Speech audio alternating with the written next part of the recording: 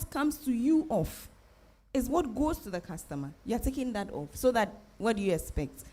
That they now have to be creative and find a way to make sure that at the end of the day, the customer pays for that cost. And again, he's right. How many locally produced ones do we have? And you see, all of that conversation is moved to the extent that as a lady, if I'm going to buy sanitary pads, am I concerned about which one is locally produced and which one is, for, exotically produced? I mean, so this conversation is completely moot. Clearly, over the past couple of years, all of these taxes that have been introduced have been targeted at the poor. We can talk about e-levy, this Momo tax. It's you and I, the ones that are doing the 100 cedi, 200 cedi transactions. We are the ones that will pay it. This one, again, me and you. So for me, the biggest conversation is, how do we move forward? What's the next step? What do we do as women of Ghana? I say we keep shouting. Because this is not a relief. We have not been relieved. This is not a relief. This is one tax out of 14. And the biggest conversation for me, really, is about the reclassification of sanitary pad products from luxury items to essential items. Because the minute we do that reclassification, immediately it doesn't attract all these ridiculous taxes. That's the conversation. It's not about Ken Oforiatta feeling benevolent, so he says, I've taken off one tax. That's not the conversation. The conversation is that let's reclassify sanitary pad products from luxury items to essential items, so that all of these crazy taxes that is attracting, it will simply not attract. Which then brings us to the most important conversation. How is it possible that we sat in Parliament, majority and minority, sat in Parliament, okayed that sanitary pad products should now be classified as luxury items, and then turn around and say, how did that happen? For me, that's the biggest conversation. Anytime I have met any MP on this issue, that's the first thing I bring up. Honorable, how is it that you sat in Parliament? Clearly, it's about what can we tax? What's the lowest hanging fruit? Women menstruate every month. They don't have a choice. If there's something we can make money off very easily, it would be that. Because every other thing is a choice.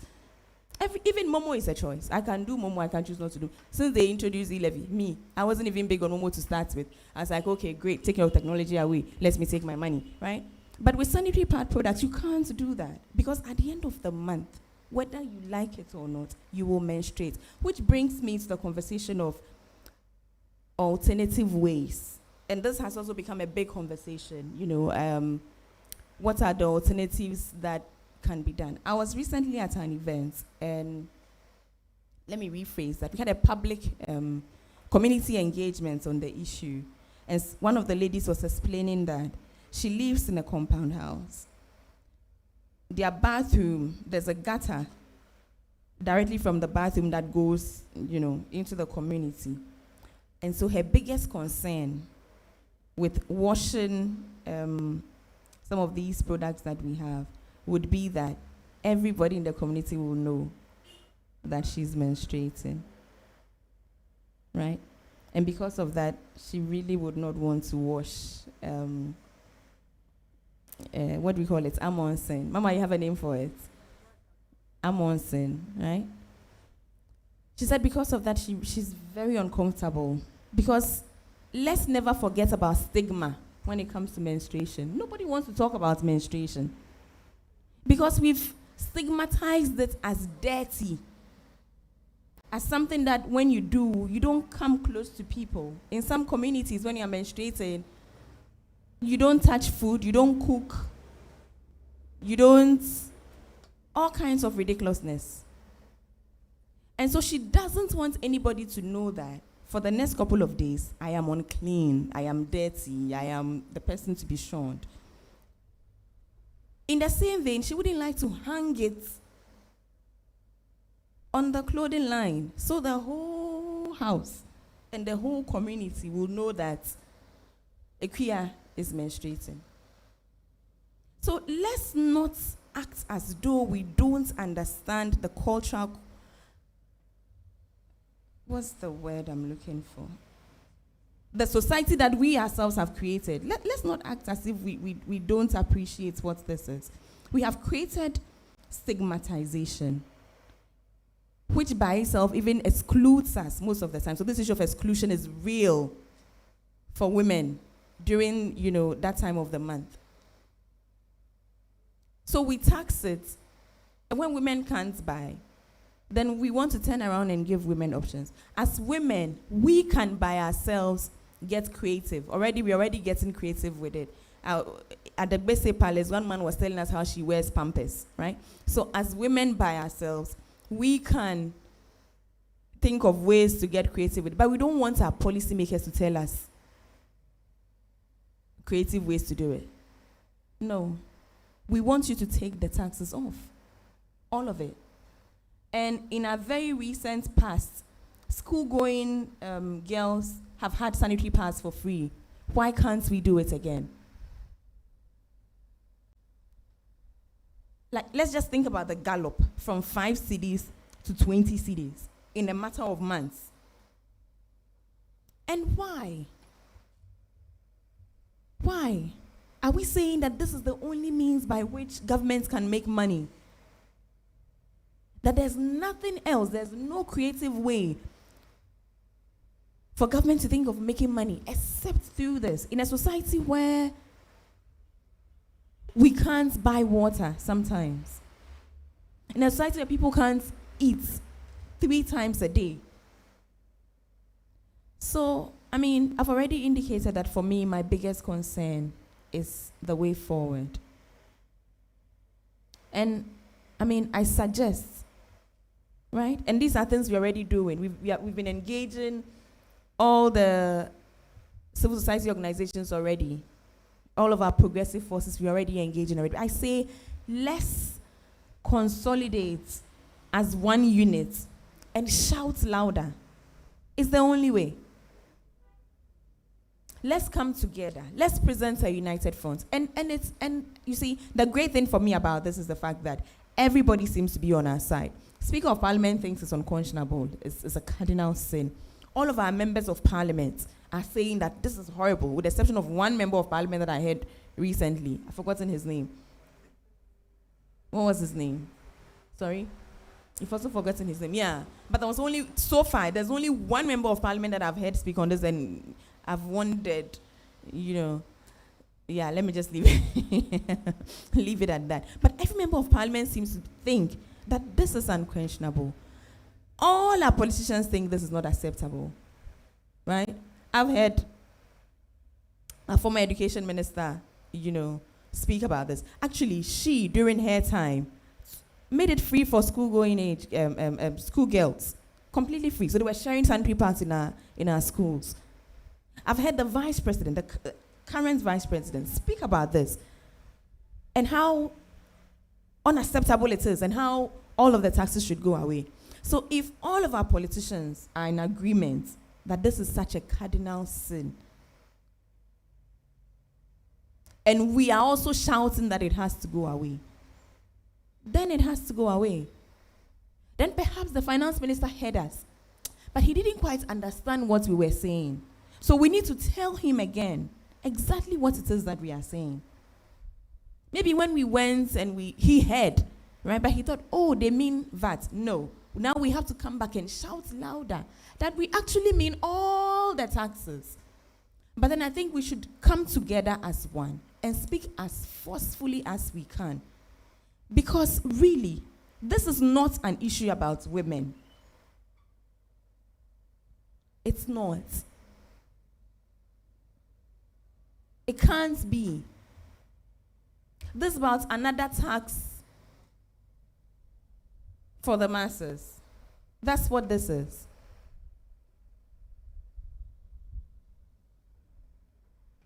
mean, if we don't menstruate and we can't give birth again, that's full stop. So this is about all of us. This is humanity at its core. Procreation is about humanity at its core. So this is not another women's issue. No. This is about all of us.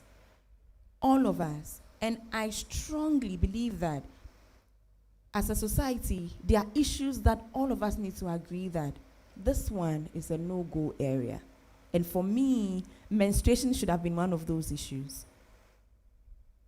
Humanity at its core. Nature. How do you tax me for being a woman? Which is what this is. This is a gender tax. You are taxing me specifically because I am a woman. That's what this tax is.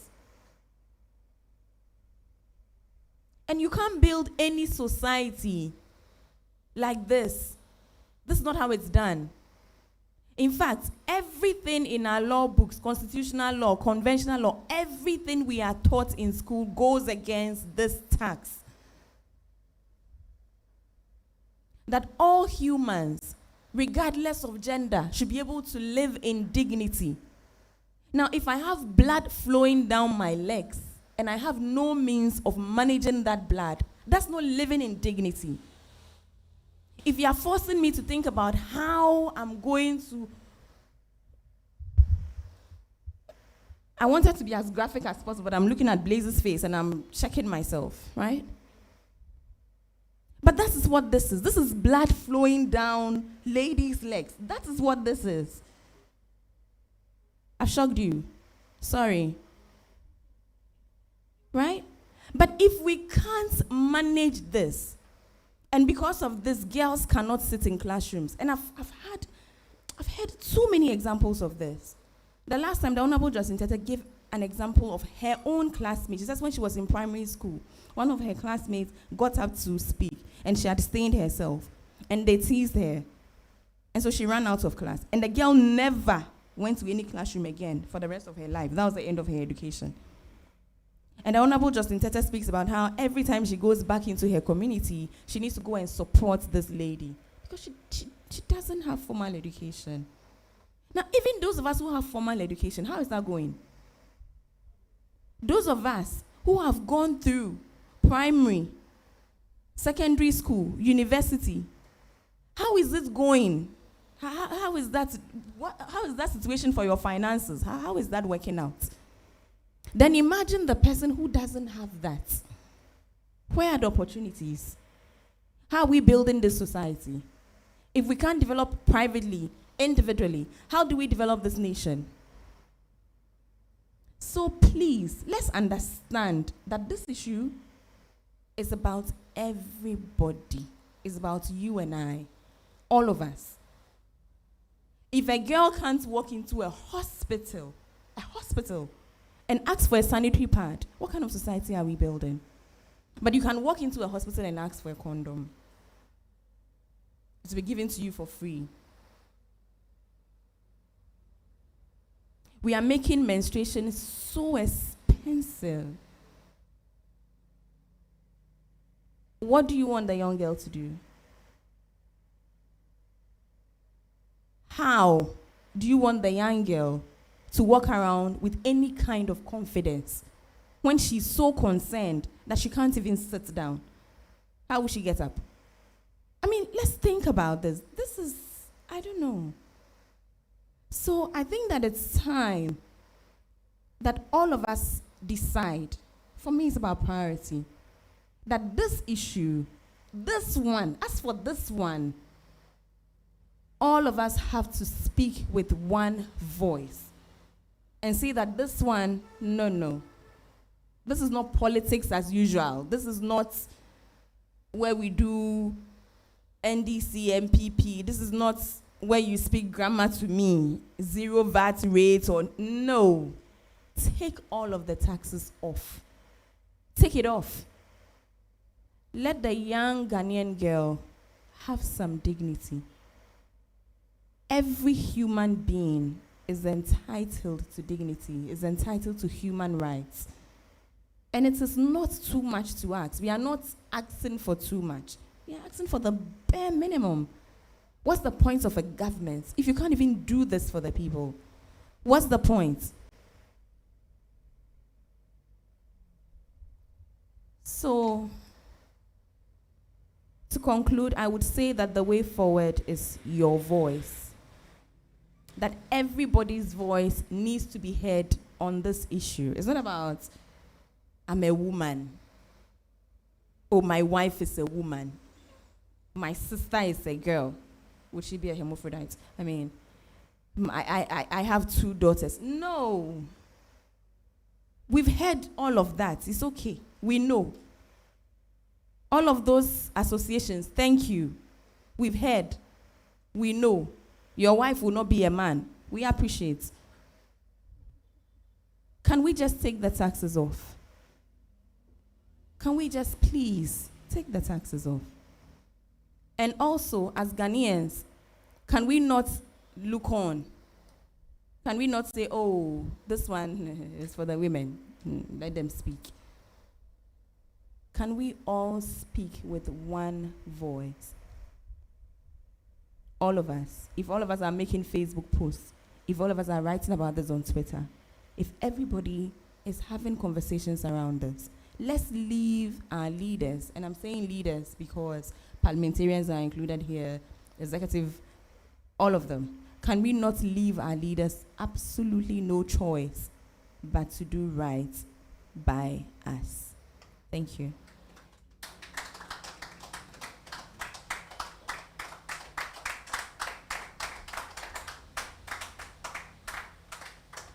Well, let's all come out and talk about this issue with one voice, says Mami Amaprat, Executive Director, Obasima Summit. Thank you very kindly to you and to Ellie as well for your submissions. At this point, or at this juncture, we'll call on our live audience. If you have any questions, if you have any contributions to make, at least 2 minutes, you can do that. So please put up your hands if you have any contributions. Any questions, and then we will take it and then wrap up with the show today. Okay, so we'll start with Frank, and then Comrade Mensah, and then Blaze, in that order. Okay.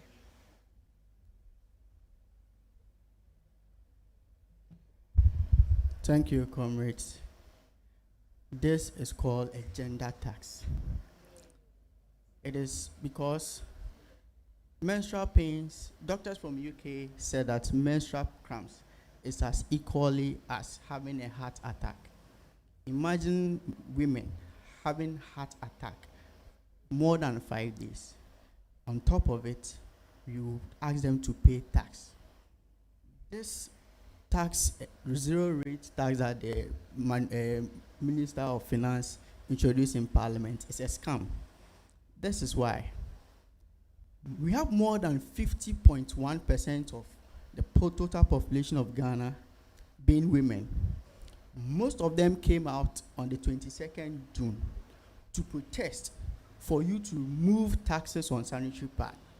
You boycotted them upon all the jargons they use in Parliament. Yet, they went and sat with certain individuals to consider whether we should remove it or not. And then what the outcome was in their interest. They have forgotten that they have people, they are representing people of the society. This doesn't have any effect on the ordinary Ghanaian. It's rather promote certain individuals who have, let's say, businessmen. What about the girl? What about the lady from my village?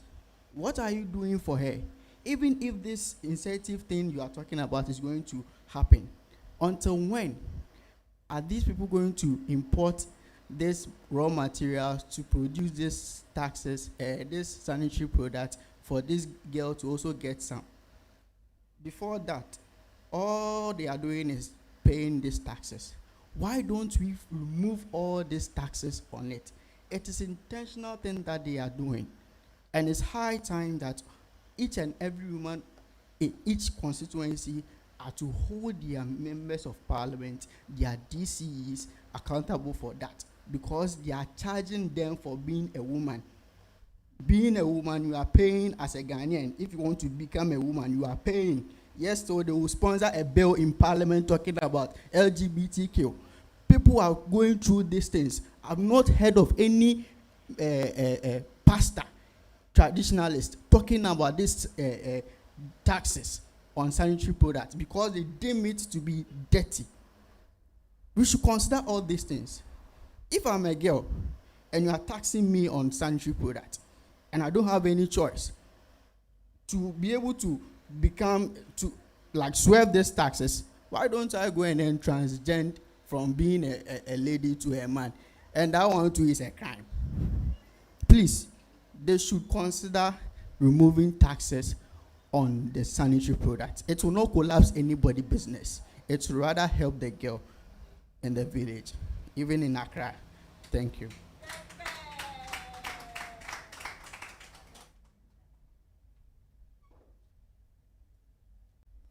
Good evening to all here and to our listeners outside. We are here again. We are now coming to dissect what our finance minister put on board for us, and we are ready for it.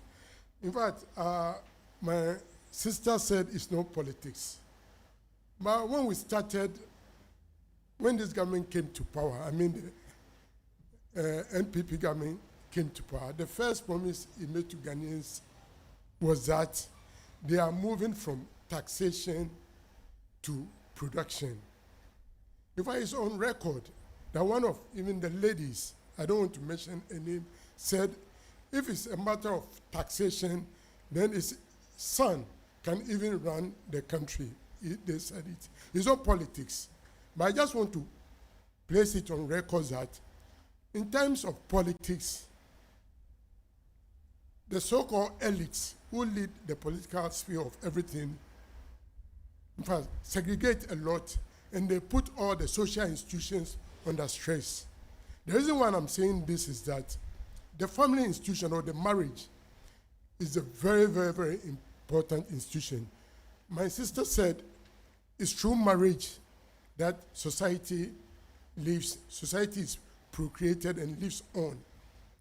So, if members of the family is being put under strain, such a strain, I'm here as a man, but I still feel that I'm even put at a very serious strain, even than the lady or the women in the family, in the sense that I'm taxed in the office. They take my money, and we don't know what they use my money for. When I come to the house too, I'm taxed because my daughter and my wife, just by no fault of theirs, are supposed to go onto this thing. Apart from that, we are failing to lose sight of the sight that all the social institutions, politics, economy, whatever, education and the rest, they intertwine. So the fact that you are suppressing a side, marriage and the family institution, it means you are not getting the cycle, the equilibrium that the nation needs to, in fact, to survive. Because if one of the institutions, like the family or marriage, in order to bring out children, is being suppressed, it means there will be no equilibrium whatsoever in the nation. That's why in Ghana now, we are having a lot of challenges. So I can say they should even remove the tax. I'm calling on Ghanaians to remove. It's not politics, it's about choice. We are saying this time we are not going to vote for the government that says it's moving out of taxation to production. He has not delivered. So it's better we kick them out so that there could be a better government that can think of the masses of the people. Thank you so much.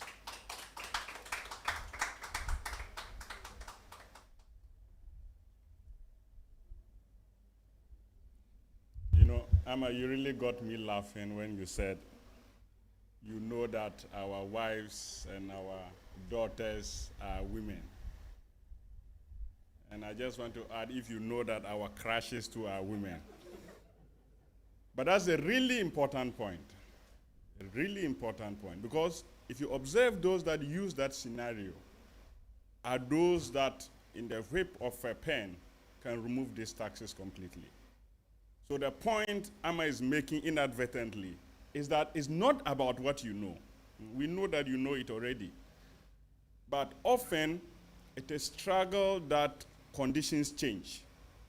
And those of them that say that we know that our daughters, our wives are women, they are not experiencing those conditions of menstruating and the suffering that those young girls and women have to go through. So that's a really very important point. What they know is irrelevant. What we are pushing is conditions of struggle by young women, and they must take those taxes off. But two very important points. First of all, I am very humbled to be led by the three groups that have been championing this cause. Because for me, what is clear is the level of clarity, political clarity on the issue that we are fighting for. I listen to all of you all the time, and the dexterity for which you expound those very important points on the sanitary parts really touches me, and I'm very humbled to be led by you. This is the first time that a budget has struck me.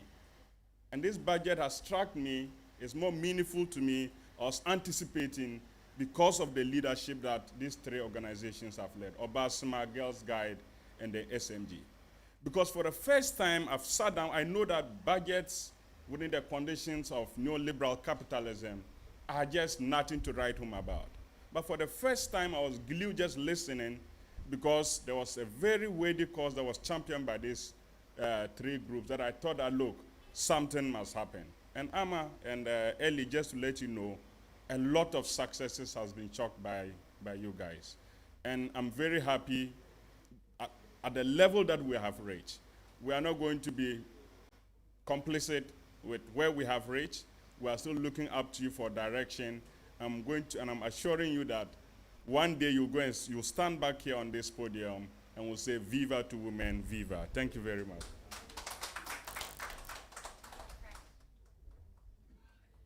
Thank you all for your contributions and submissions. Do we have any more to take? Okay, so we have 3 to 4 more, but please, because of time, you know we are live on Pan-African television, because of time, please make it as quick as possible. Okay, so we'll start with you, we'll take Princess, Hack, and who else? Okay, so in that order.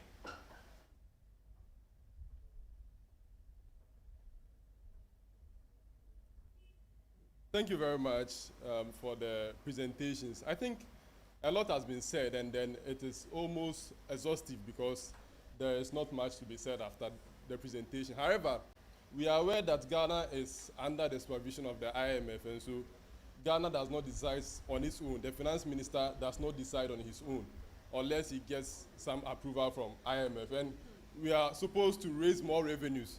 So if you're asking them to remove taxes, then there's a problem. However, one thing that our leaders are failing to do is that they are just being lazy. Instead of looking for ways to generate revenues, they are just looking for easy targets. Taxes are necessary goods. Everyone will buy it, so let's just tax it.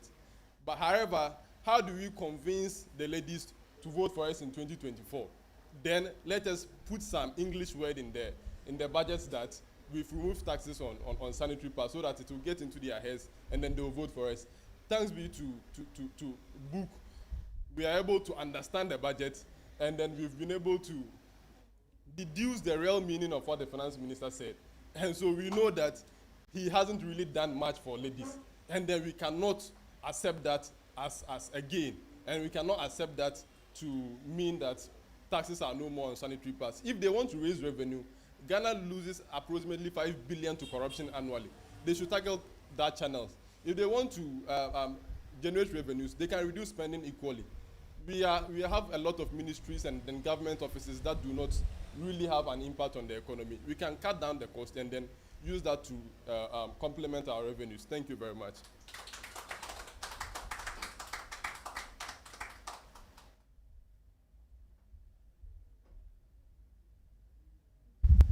Good evening. Okay, so there's just one thing that I want to say. The tax, all of the things that constitute the tax has to go.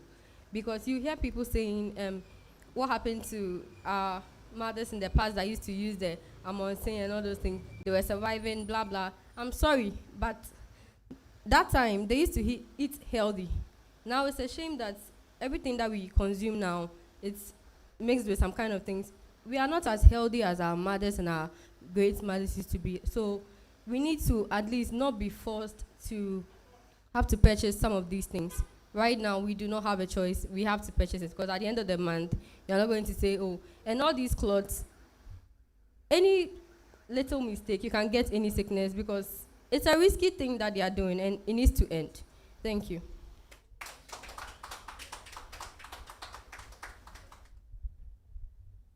Well, good evening, comrades. I think, yeah, sorry. I just have a little bit more to add. I think my comrade already covered a part of what I wanted to say. Just to make it a much more round figures, the population of Ghana, which is about a little over 31 million right now, out of that 31 million people in Ghana, there are more than 15.8 million that are women. 15.8. We have more women even across the world than we have men. And then to a fault of none of theirs, because of their productive or because of their biology, they are conditioned to menstruate every 30 days. Now, this menstruation happens sometimes for 5 days, for 3 days, just like my brother earlier mentioned. The pain of going through those cramps sometimes is equalized to having a heart attack. Now, I don't know how many people have seen instances where someone is having a heart attack. It's not a very pleasing experience, or it's not a very pleasing thing to watch. And now the question I have for our leaders is that, don't they have a moral responsibility or a conscience to think about what implications or how this is actually implicating on our society? Or what does it actually mean for the people that are living at the lower level? In any case, they that are up there constitute to less than 1% of the population of Ghana. If you want to put together all the people that are in parliament today, their families combined, and all the people that are rich in our society today, they will be less than 2 million people, even less than 1 million people. They can afford. They can sit down and write a check, and then their entire family will be sorted for sanitary pad. But I'm sorry, the population in Bunkpurguyoyo, in Tamale, in Yendi, is not the same thing. Before you move from one house to another, people don't even buy pure water because it's too expensive. They can't afford it. But this sanitary product is a necessity. It's not something that they have a choice to decide whether they want to use or not. It's something that they must do because of the society we have built for ourselves.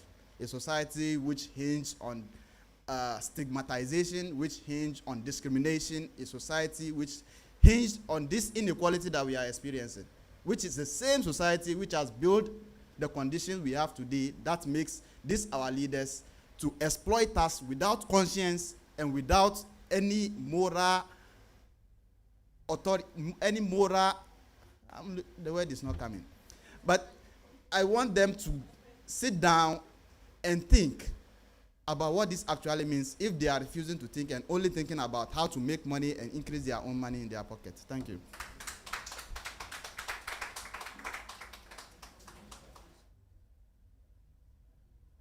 Yes, good evening and thank you very much. If we all look around, our women are selling under the scorching sun in the streets for 50 years because even our market projects are not coming on. And all the leaders know it is their wives who are standing behind them. It is their wives who are standing behind them. You have to see that for clear. And if the population, 51% of the population are women, and the president needs 51% to win, then I think this budget is going for a loss. Thank you.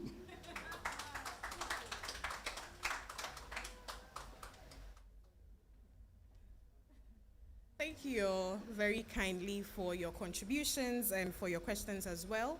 I think we'll take the closing remarks or concluding remarks from our guests for today. Maybe we start with Ellie, and then we take from Amma, and then we bring the production to a close.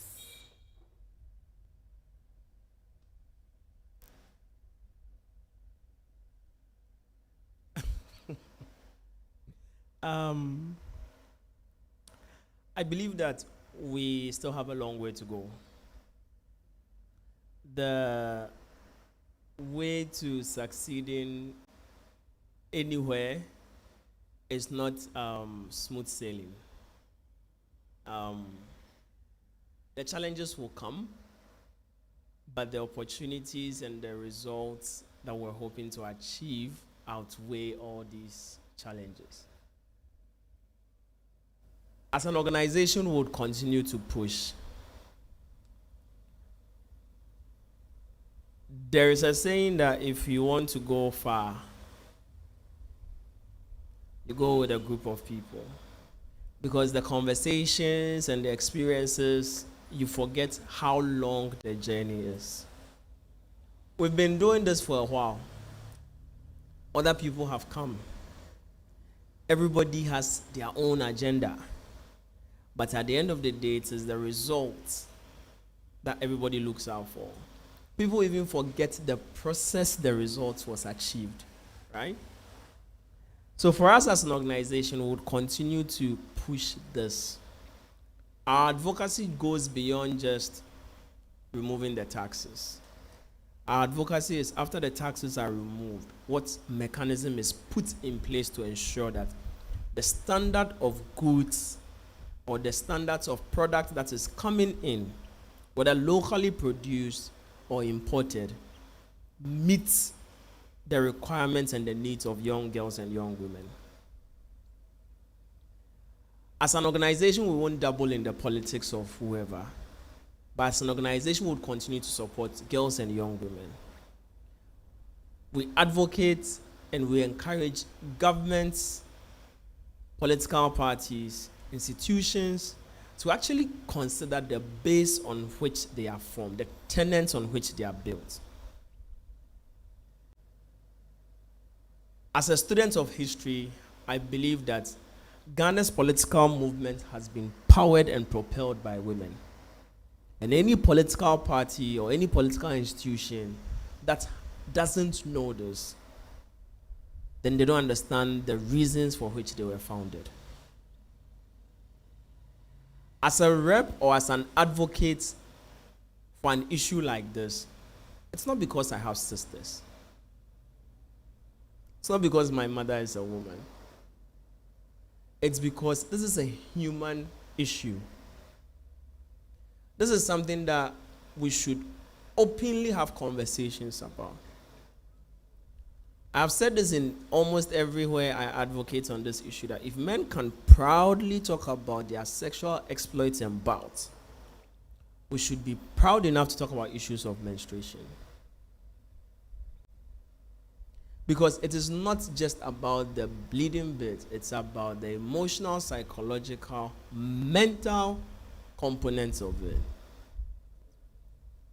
And that is how holistic our advocacy should be. And in as much as people want to belittle this issue, the economic nature of this affects all these variables that I have mentioned. The struggle is real. It is no joke. Life is not easy out there. Some of us, sometimes we sit back and we're like, why are we even doing this? But like I've said, the baseline is a human issue. It's not a man's issue. It's not a woman's issue. So as an organization, we'll keep the conversation going. We'll continue to fight. We'll continue to seek advice. We applaud every organization for the efforts they've put in. For those who feel this is a victory, hallelujah. For those of us who feel like we need to come back to the drawing board and then find the way forward, we're open. Whichever resources we need, meeting spaces, research, ideas, let's come together. The collective responsibility of all of us and the collective result is more critical than the individual approaches and the glory we're looking for. Again, we'll throw it out there for all other organizations that say this is a step forward. We don't fault you. We appreciate all the efforts.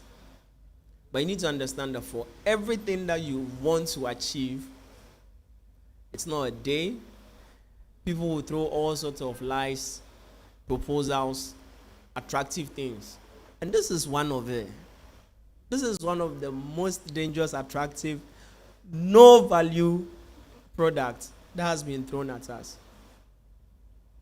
Local industries. When I sat here, I Googled how many, and I asked again, what is the market share of these local industries? And like Amma rightly said, it's not even government's portion of the taxes. So the consumer, no, what you have to pay. Okay, we are saying now don't pay it. I'm just wondering the production cost and what is now going to be added on. I know a whole organization that has shut down operations for reusable cloth pad in Ghana because first off, there was no market. Secondly, they couldn't continue to give it out as part of advocacy. So they've shut down because the market doesn't suit them. So again, I will personally see this as a lazy man's approach to solving this problem. As a rep of an organization, would continue to sit at the table and engage. As an advocate, I will keep on shouting on top of my voice. It's not about me. It's about everybody that is involved in this advocacy. And the more we see it as something that needs to be, it's a conscious, deliberate effort. The decision to have sex, the decision to, let's forget the age. I don't want to say let's forget about it, but yes, if you want to actually double in some of these things, you need to also ensure that you are protecting yourself. Making condoms cheaper doesn't actually take down the HIV prevalence or STI infections that we have. Because even as men, we don't even talk about it. Like, let's look at the approach we use in even purchasing condoms. Let's be honest, people walk into the pharmacy or wherever they are getting their product from, and they survey around there, they become topmost security agents. The security detail of even the president is not even as active and sharp like that. You go in there, you look left, right, center, you come out, you come and check, you go, I say, cute, they do so pa. You are looking at the other people and you say, oh, you serve them, you serve them. Just because you are not even proud of it, even though it's supposed to be an open conversation. Much more menstruation. So even that one, we've argued and said everything humanly possible to get off the taxes. What is the HIV rates now? Now, Ghana AIDS Commission has started advertising on the use of condoms to protect. 5-6 years ago, that conscious decision was made. We still haven't cut down that much. HIV prevalence amongst young people is still on the rise. Girls would continue to get pregnant because they are exchanging sex for sanitary products. Girls will drop out of school because there's so much social misconception and stigma around menstruation. Girls will keep missing school because schools don't have places for them to change and menstruate in dignity.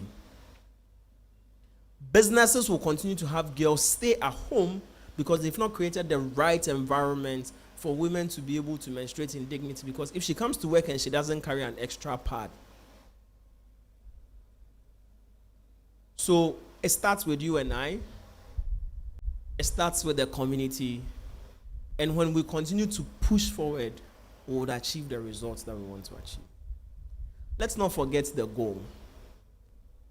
All these juicy deals, conversations will be thrown. And as for parliamentarians who have actually said this, for us, we've heard more than enough. Earlier this year, not one, not two, not three MPs said we are courting disaffection for the government. At the end of the day, there are so many problems, and this should not be a priority. Members of Parliament, if you're going to hold people accountable, women are the largest portion of the population. It means that you get to decide who goes to parliament, you get to decide who becomes president. This is the time to take that action, and it is now. Thank you.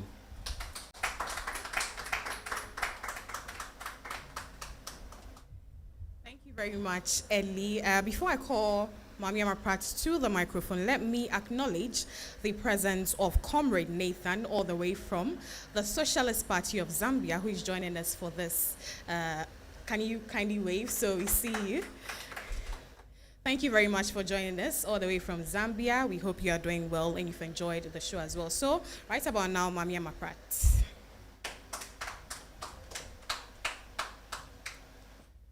There's something that somebody said that, took my mind to period poverty, which is what this boils down to. So a lot of our advocacy has been around this issue of period poverty. And when we talk about period poverty, essentially what are we talking about? We are talking about accessibility, we are talking about affordability, we are talking about, for me, information, right? The fact that I want to break it down, poverty around periods. So I can't access the products that I need to manage, my period well. I can't access the sanitary parts. I can't access the painkillers that I need. So that. But then there's also research, right? You spoke about menstruation, the cramps associated with it being like a heartbeat. How much do we know about endometriosis, right? This condition that the word I'm looking for, dilapidates, is that the word, women during that time of the month, where a woman just can't function because she's menstruating. Now, and I've spoken about this before, Comrade Vashna has endometriosis. I also have a friend, Catherine, that has endometriosis. So, two different women. Now, Vashna is an associate professor with an university in South Africa. Catherine lived in the UK for a while before she came to live in Ghana. Two different women, different continents, same condition, same reality. It doesn't matter which part of the world you are. The realities with this condition are the same. You go to a hospital, a doctor will tell you, oh, it's in your head, right? The pain is in your head. Perhaps if you have a baby, the pain will go away. Both women have had surgery, and the situation persists, right? So the research around it, Comrade Vashna, she's more advanced in how she, and I know she wouldn't mind because she's written extensively about this and she speaks extensively about this issue. She speaks about new research every now and then. She'll hear about this new, and then she'll go and try it out. It doesn't work. Now, think about me. And then think about you. Perhaps if you had endometriosis, what would your reality be? So when we speak about period poverty, ideally, this is how advanced our conversation should be about. Having conversations around research on some of these issues, and locally, here in Ghana, on the continent, how we can think about solving some of these issues. Information, right? Things like a woman shouldn't wear one pad for more than 4 hours. In all the public engagements we've had, anytime I've said this, the mothers have looked at me strange. Really? 4 hours? And I'm thinking, if the mother doesn't know, how will she tell her daughter? Right? So, these are the conversations that we should be having. But what conversation are we having? The price of the pad. We are still at level 1. When will we get to level 2? That is, not wearing one pad for more than 4 hours. Because if I can't afford it, you're telling me to take it off at 4 hours. Are you crazy? That's level 2 of the conversation. Where now I can afford it so much that I can use it properly. The way it's been designed and programmed to be used. We are not even there. We are having conversations around one pad per day. Let's understand the conversations we are having. We are complaining about our inability to use one pad per day when we should be using 3 or 4 per day. So we are at level 0, actually. When will we graduate to that point when we have that conversation and then take it further to things like what Ellie was, things like what Ellie was talking about, designated places to go and change. I was laughing in my head. I was like, Ellie, do you live around here, or are you talking about some other community, right? Because these are the kind of conversations we should be having around period poverty, the drugs, the research, what can I do, things like that. But you see, until we leave point 0, how can we progress? So when other societies are talking about research to alleviate period pains, we in Ghana are still talking about our ability to use 1 pad per day. So for me, this is the poverty of the conversation that we are having, the shame of the conversation that we are having. And to have leaders who cannot understand this is shocking, to say the least. So, I have to end the conversation by agreeing ditto with everything that Ellie said and remind ourselves that those of us who menstruate, of course, the men are our allies, the men are our partners in this. Ellie is here, champion in this cause, right? Every time we've gone for demonstration, our comrades here have been holding the placards with us and demonstrating with us. And so we appreciate you. But those of us who actually do the menstruation, we are more than 50% of this population. And perhaps it's time that if the politicians have forgotten, we remind them that we are a whole constituency on our own, by ourselves. If more than 50% of this population decide to make something an issue, we will make it an issue. If more than 50% of this population says that do this or nothing, we can make it happen. For me, there's no bigger issue right now in Ghana than this. There's nothing more important than this issue. So perhaps, again, just a reminder of how important this issue is and how every voice should be heard on this. And I believe that together, like Comrade Blaise says, we'll come back here and shout, Viva.